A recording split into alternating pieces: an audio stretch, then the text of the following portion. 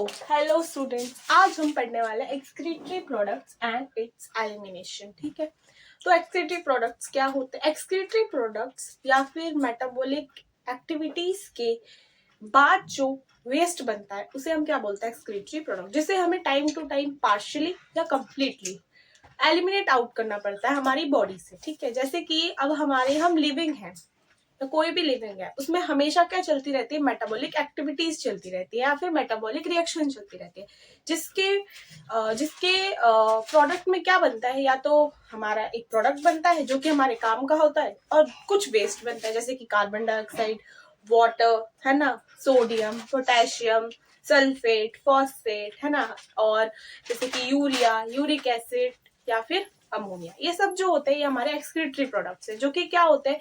या तो metabolic reactions के प्रोडक्ट के टाइप पे बनते हैं, या फिर क्या होता है, हमारे एक्सेस इंजेक्शन से बनते हैं। ठीक है, जैसे हम ज्यादा एक्सेस इंजेक्शन कर लेते हैं उसकी वजह से भी बनते हैं। तो इनको क्या करना पड़ता है? टाइम टू टाइम हमें एलिमिनेट आउट करना पड़ता है, वरना ये एक्यूमुलेट हो जाएंगे तो हमें क्या करेंगे?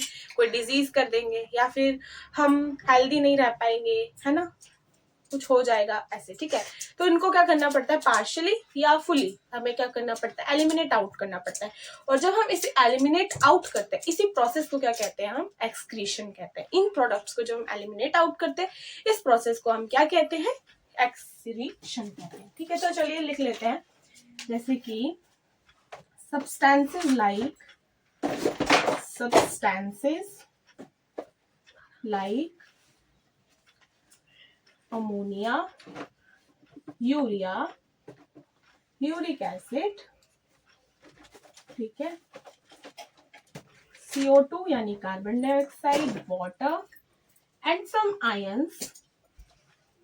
आयंस लाइक क्या बताया? Sodium, potassium, phosphate, sulphate.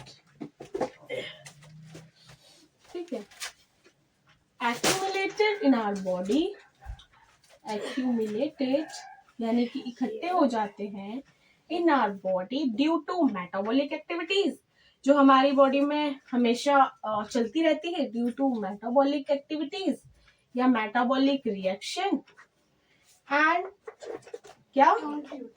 Injection, excess injection के वजह से। तो एक्सेस इंजेक्शन, जिसे क्या करना पड़ता है? हमें time to time eliminate out करना पड़ता है, और ये जरूरी भी होता है। तो इसे क्या करना पड़ता है?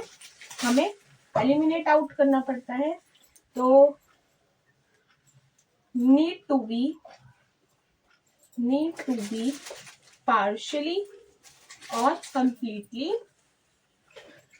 Completely eliminated. ठीक है,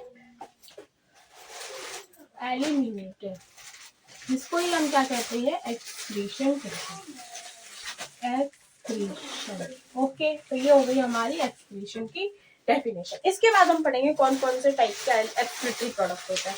जैसे कि हमारे में ये 3 टाइप की हमें पढ़ने हैं, अमोनिया, यूरिया और यूरिक एसिड। ये हमें पढ़ने हैं कि किसमें अमोनिया होता है एक्सक्रीटरी प्रोडक्ट, किसमें यूरिया होता है और किसमें यूरिक एसिड होता है। तो अमोनिया जो होता है अमोनोटैलिक, यानी कि जो अमोनिया प्रोड्यूसिंग एनिमल्स होते हैं उनको, या फिर लिविंग ऑर्गेनिजम्स होते हैं उन्हें हम अमोनोटैलिक कहते हैं। यूरिया वाले को यूरियोटैलिक और इसको यूरिकोटैलिक। अभी आप इसे लिख लीजिए, फिर आगे हम पढ़ते हैं। तो नाइट्रोजनस वेस्ट या फिर एक्सक्रीटरी वेस्ट हमारे 3 टाइप के होते हैं। सबसे पहला हम करते हैं अमोनिया, दूसरा हम करते हैं यूरिया, और तीसरा हम करते हैं यूरिक एसिड। ठीक है, अभी इसके बारे में थोड़ा ब्रीफ दे देती हूँ कि अमोनिया जो होता है वो मोस्ट टॉक्सिक होता है। ये 1 lakh times more toxic than urea, और ये 1 lakh time less toxic than ammonia. Urea की ऐसी डेफिनेशन दी हुई है। यूरिक एसिड क्या होता है? ये लीस्ट टॉक्सिक होता है, यानी कि इसे एलिमिनेट आउट करने में एकदम लीस्ट वाटर भी लगेगा, है ना। अगर ये लीस्ट टॉक्सिक है तो लीस्ट वाटर यूज होगा, और इसमें क्या होता है? बहुत ज्यादा वाटर यूज होता है इसको एलिमिनेट आउट करने के लिए। इसको एलिमिनेट आउट करने के लिए मॉडरेटली, यानी कि मॉडरेट अमाउंट में क्या होता है? हमारा वाटर यूज होता है, इसमें बहुत ज्यादा वाटर लगता है। तो वैसे ही एनिमल्स में अमोनिया एलिवेट आउट होगा।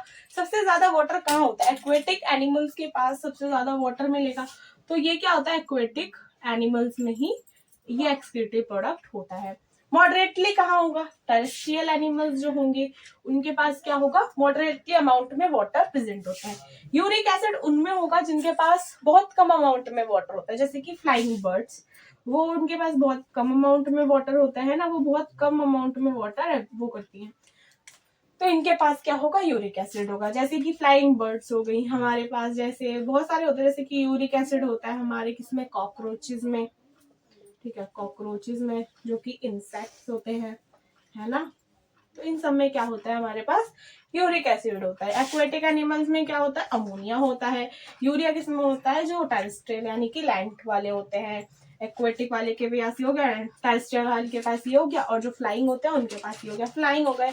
और ऐसे स्नेक्स भी होते हैं, ठीक है, जो मतलब कम पानी को वो करते हैं ना, मतलब कम पानी जिनके पास होता है उनके पास क्या होता है? यूरिक एसिड होता है। ठीक है, ये समझ। अब इसको थोड़ा डिटेलिंग में पढ़ लेते हैं।